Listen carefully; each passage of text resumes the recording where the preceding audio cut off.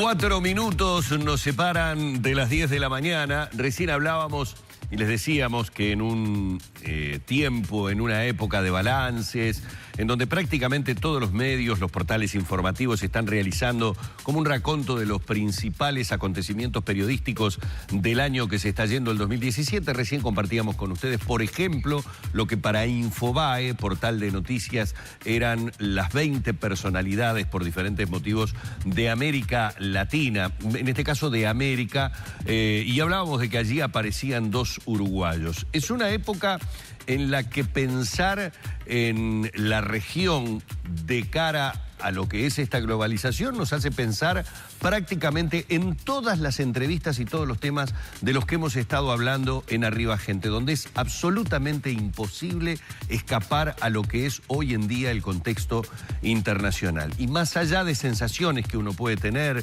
sobre si estamos atrasados o no, si hemos dado pasos atrás o no, qué importante es el poder compartir con ustedes el contenido de este libro que ya se encuentra en librerías. Es América Latina ante los nuevos desafíos de la globalización, pero tiene una característica especial. Es un libro colectivo, y sobre este libro colectivo y las visiones que aquí se encuentran vamos a hablar con su coordinador, con el historiador Gerardo Caetano, a quien le agradecemos mucho el haber aceptado la invitación de venir a charlar esta mañana aquí en Arriba Gente. ¿Qué tal, Gerardo? Un placer, Muchas gracias por la invitación. Es poco común encontrar un libro con una participación tan plural sobre un tema como es el de América Latina hoy frente a la globalización y ante la llegada de un nuevo año, de un nuevo periodo, con tantas visiones que me imagino como coordinador debe haber sido un trabajo bastante arduo de poder armonizar. Sin duda. Hoy no se investiga, no se piensa en solitario. Hoy, tal vez más que nunca, hay que coordinar enfoques distintos, temáticas distintas. Sobre todo cuando uno trata de observar por un continente como América Latina, desafiado por este aceleramiento vertiginoso de la globalización, de este globalismo extremo que estamos viviendo. Y allí buscamos recoger distintos temas. El nuevo sistema de producción mundial a través de las cadenas globales de valor, todas las reflexiones nuevas a propósito del desarrollo, qué desarrollo, para qué desarrollo, el tema de los procesos de integración y sus desventuras actuales en América Latina, un Mercosur que va y no va, la UNASUR que casi hace un año que está acéfala en su Secretaría General, la CELAC que no logra ni siquiera defender a aquellos países como México que están desafiados por agresiones políticas como es lo que está ocurriendo entre México y los Estados Unidos bajo esta nueva administración de Trump. Las cadenas agroalimentarias que son las decisivas en nuestro contexto. Es decir, una serie de temas que hacen un poco a la realidad del continente, pero que de alguna manera cruzan fenómenos que son mundiales, que son globales. Lo que yo decía recién, una percepción absolutamente alejada de un análisis profundo, pero simplemente que la da el valor de los años, de las décadas. Una sensación de que el océano se ha ensanchado, de que las distancias son aún mayores, no como me habían vendido en mi juventud, que Europa nos miraba como el continente que florecía y seguramente esta América renacería y llegaría a un lugar que yo no veo que haya llegado. Me da la sensación de que esa distancia, la globalización, la ha hecho más notoria. Claro, la globalización es un fenómeno muy contradictorio, que tiene muchas paradojas, porque por un lado, el tiempo y el espacio parecen desaparecer. Hoy estamos viviendo en directo lo que ocurre a miles y miles de kilómetros de distancia. En ese sentido, todo parece más cerca, pero al mismo tiempo podemos marcar, registrar esa diferencia gigantesca. Tú piensas que en enero, todos los eneros, una organización mundial como Oxfam refiere un panorama de la desigualdad del planeta. Y hoy tenemos esta sorpresa inaudita, escandalosa, de que hoy se miden los 1.000 millonarios en relación a la mitad de pobladores del planeta. Y en el último, y ahora esto va increyendo, ya no es que el 1% tiene mucho más que el 99% restante. Ahora se mide en 10, 20, 1.000 millonarios del mundo que tienen más riqueza que la mitad más pobre del planeta. Estamos hablando de 3.500 millones de personas. Entonces, en ese contexto, hablar de las distancias es brutal. Y en América Latina, una América Latina que participa de manera subordinada en estas cadenas globales de valor, que no logra encontrar marcos de negociación básicamente paritarios con los grandes espacios, lo que está pasando en el Mercosur. Siempre se ha dicho en esta negociación que tiene más de 2 décadas, que la negociación Mercosur-Unión Europea, el problema era el Mercosur. Bueno, lo dijo el presidente el otro día en la cumbre presidencial de Brasilia. El Mercosur en esta ocasión ha hecho todos los deberes, ha llegado a la oferta exigida. Quien está en mora y quien hasta ahora ha dado una propuesta absolutamente inadmisible, casi ridícula, es la Unión Europea. Es la Unión Europea. Entonces, bueno, hay que mirar otros horizontes. Hoy, en toda América del Sur, ¿cuál es el primero o el segundo socio comercial de todos los países? China. Esto hace 15 años no existía. Bueno, hoy es una realidad, ¿no? Una realidad potente. Pero ¿qué es lo que compra China? Y aquí hay 2 estudios que revelan las eventuales consecuencias de un acuerdo de libre comercio típico entre China y Sudamérica, por ejemplo. Bueno, China compra alimentos sin procesar y minerales sin procesar. ¿Y qué es lo que vende? Todo aquello que tenga valor agregado. Claro. Entonces, ¿cuál es el proyecto de desarrollo para nuestros países? Seguir dependiendo de commodities. La tragedia de Venezuela, que es una tragedia política, humanitaria, también se asienta en que el 96% de sus exportaciones son petróleo. ¿Qué futuro puede tener un país, gobierne quien gobierne, cuando el 96% de lo que exporta es petróleo? Que está sometido a las oscilaciones del mercado, a precios, a reglas, además para peores, petróleo pesado, ultrapesado, para el cual su capacidad de refinación, la capacidad de Venezuela, es imposible. Ahí se define un proyecto de desarrollo. Gerardo, ¿quiénes participan de este trabajo que vos coordinás? Bueno, participa gente muy calificada. Por ejemplo, Martín Buxedas y Carlos Paulino, que son 2 estudiosos de décadas en todo el tema de las cadenas agroalimentarias, son 2 de los participantes. Participa Roberto Conde, que estudia los mecanismos de convergencia. Roberto Conde, ex senador, ex diputado, ex vicecanciller. Participa Alberto Curiel, ex legislador durante décadas, que trabaja las condiciones de inserción internacional. Participa Álvaro Padrón, que trabaja el nuevo sindicalismo de las Américas. Participa un chileno sumamente destacado como Luis Mayra, que nada menos que trabaja el tema de, ese litigio no declarado entre Estados Unidos y México. Participa Ramón Méndez, director de energía durante la pasada administración, que ahora está trabajando en la Intendencia Municipal de Montevideo, que aborda el tema de qué desarrollo, para qué desarrollo. Participa Roberto Kramerman, ex ministro de Industrias, que describe de alguna manera este nuevo sistema de producción con las cadenas globales de valor.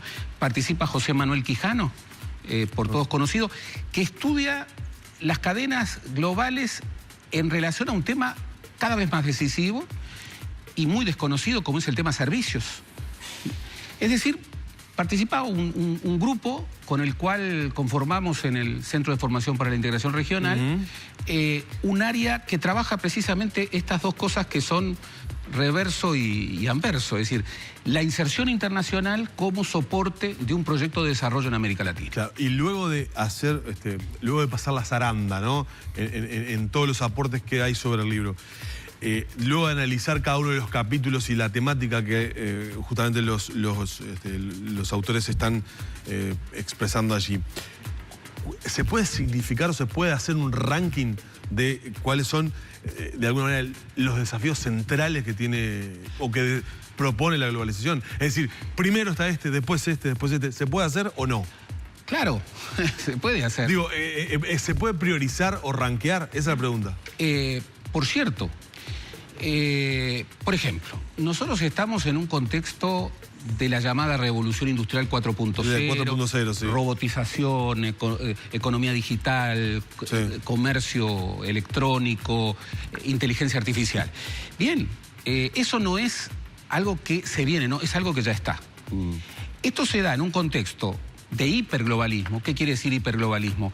Es decir, una globalización cada vez más absoluta, en donde nadie queda fuera de los impactos de estos procesos mundiales.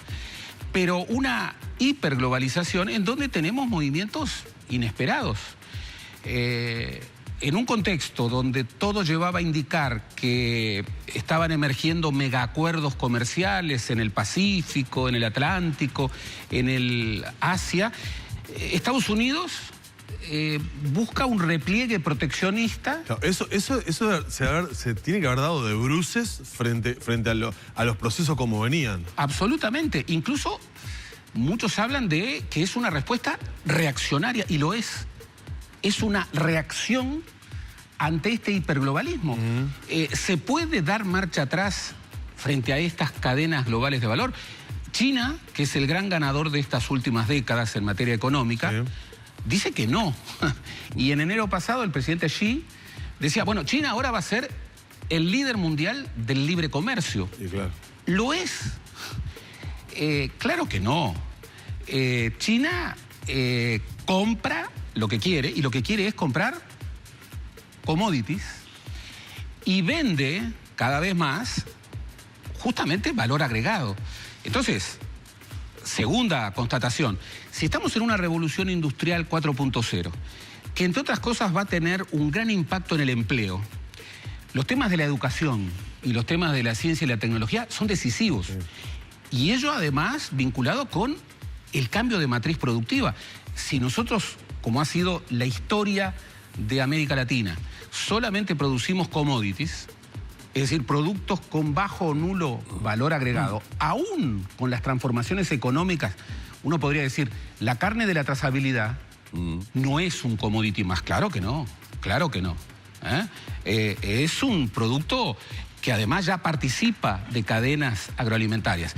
Sin embargo, si yo no incorporo dimensiones nuevas de una sociedad educada para lo que viene, fíjate lo que se está planteando, que el 50% de los trabajos que hoy existen, en 10 años no van a existir.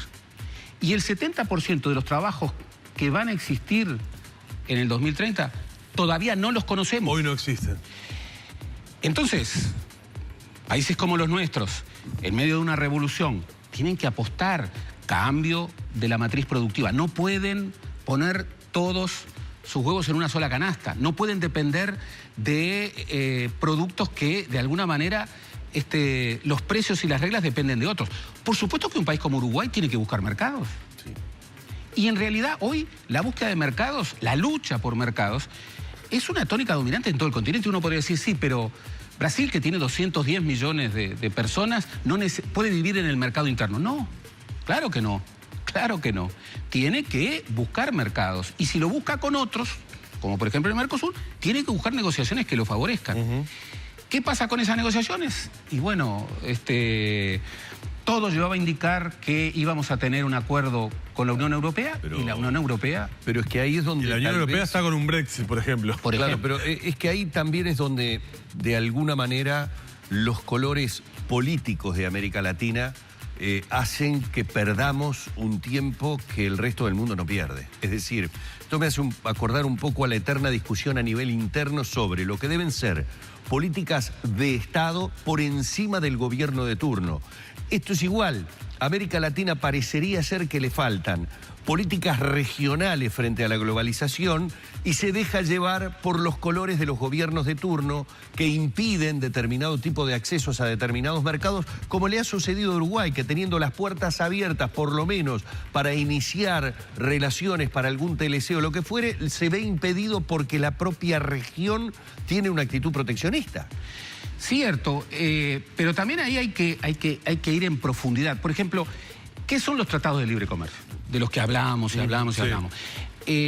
Son acuerdos que hoy no solamente definen negociación y comercio de bienes, sino también servicios, muy importantes, e inversiones, que no solamente definen flujos comerciales. Por ejemplo, Europa y Mercosur no solamente están negociando cuánto producto con valor agregado europeo va a entrar en la región y cuánto producto agrícola mercosuriano va a entrar en la región. Definen disciplinas muy importantes, mapa de poder, por ejemplo, las patentes, la propiedad intelectual, las compras gubernamentales. ¿A quién va a comprar? Claro, ¿a quién se le compra? ¿A quién se le compra? Es seguro. Cuando uno ve la historia de las naciones que han alcanzado máximo desarrollo, las compras del Estado han sido estratégicas y no siempre se compra lo más barato. Muchas veces se compra dentro de las empresas nacionales para estimular desarrollos tecnológicos. Lo ha hecho Estados Unidos, lo ha hecho Europa, lo hace China. Entonces, si yo en esa negociación, bueno, por ejemplo, pierdo capacidad de profundización en ciencia y tecnología, porque tengo que pagar patentes. Claro. Pierdo capacidad de utilizar las compras del Estado como un instrumento de desarrollo. Genero la idea de que cualquier contencioso entre nosotros lo define el CIADI.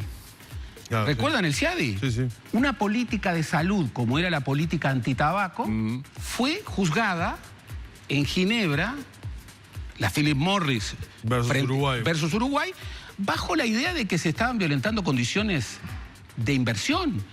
Ustedes se imaginen lo que eso significa. De hecho, Uruguay va a tener que afrontar, o está afrontando otras también desde otro lugar. Pero así es. Ahí es donde parece que se toqueteara, valga el término, parte de la soberanía. Es decir, el TLC lleva o puede llevar a cuestiones que van muchísimo más allá de lo que normalmente como ciudadano común yo pienso que es, va a ser mejor porque vamos a tener un mejor intercambio comercial. Es mucho más complicado. Pero lo que tú dices es cierto. No es una visión ideológica que dice Europa no, Estados Unidos no, China no. No. Hay que hacer las cuentas. Claro. ¿Qué es lo que gano? ¿Qué es lo que pierdo? ¿Cuáles son los impactos positivos? ¿Cuáles son los impactos negativos? Claro. Hacer las cuentas bien hechas, con los ojos bien abiertos. Y buscar el interés nacional y el interés regional. Claro. Lo que ocurre es que en esas negociaciones, lo que a veces parece que es el bien nacional, en realidad es el bien de unos pocos. Claro. Y me genera condicionamientos que no me permiten desarrollar producción. Por ejemplo, en este contexto de revolución industrial, si un país como Uruguay no apuesta a la ciencia y la tecnología, no apuesta a agregar valor a su producción. Mientras te escuchaba, yo pensaba, ¿y ese 1 y poquito por ciento que le destinamos del Producto Interno Bruto a innovación, ciencia y tecnología no será poco? Pero, ¿sabes una cosa? El 1% es la demanda, es el sueño, es el compromiso que todos los precandidatos presidenciales en el 2014 se comprometieron a lograr en el quinquenio. No es la realidad. Ni siquiera la realidad es 0,4%. Ahí está. 0,4%. Y no es un pedido al voleo, 6% para esto. No. Con rumbo. Acá. Y no solamente para adaptar tecnología que viene del exterior, no. Para generar lo que ya estamos generando en condiciones sumamente difíciles, que es ciencia básica. Sí. Alguien puede decir, ¿pero para qué el Uruguay necesita ciencia básica? Bueno, y ahí están las revoluciones. Hace pocos días estuvimos sentados en esta mesa a una investigadora, una científica del Clemente Estable, y hablaban de las carencias que tienen, aún reconociendo que se ha avanzado, de que necesita mayor presupuesto. Yo estuve en Estados Unidos, pero también he estado este año en Israel. ¿Sabes cuánto invierte Israel en investigación en ciencia y tecnología? Por supuesto, la guerra estimula la ciencia. Claro, sí. 4,5% del producto. Claro. 4,5% del producto. Fui al Instituto Weizmann y allí habían uruguayos e israelíes. Hay un uruguayo con una investigación sobre un gen hiper especializado en un equipo de mundo. Y él me decía, mira, yo tengo en mi casa un aparato hiper sofisticado que antes solamente había uno para toda la Facultad de Ciencias. Entonces las condiciones, no se trata de eso. Finlandia, que es un país con el que nosotros tenemos mucho vínculo, sí, está invirtiendo más del 4% del producto. Acá el sueño es llegar al 1%. ¿Para qué? Para no seguir dependiendo de commodities, para agregar valor. Agregar valor no es solamente agregar soberanía frente al contexto externo, es generar empleo calificado, es generar una sociedad cohesionada, porque si nosotros fracasamos en educación y fracasamos en ciencia, bien, ese 70% de empleos nuevos, el gran problema es que vamos a tener la mayoría de los uruguayos que no van a estar capacitados para esos empleos, que son los que ya se vienen. Esto ha sido apenas una breve, somera, diría yo, introducción a lo que ofrece América Latina ante los nuevos desafíos de la globalización. Este libro, que ya se encuentra en librerías, un libro colectivo cuyo coordinador e historiador Gerardo Caetano, bueno, nos ha estado comentando en estos minutos. Muy buen 2018, va a ser motivo seguramente de estudio pormenorizado en estas vacaciones, porque lo que se nos viene me parece que realmente a todos nos va a hacer poner las bardas en remojo, ¿no? Para llegar a tiempo hay que anticiparse. Exactamente. Así que muy buen 2018 para todos. Gracias. Y en particular para los que más lo necesitan. Exactamente. Muchísimas gracias, Gerardo. Gerardo Gracias. Caetano con nosotros aquí en La Mañana de Arriba Gente.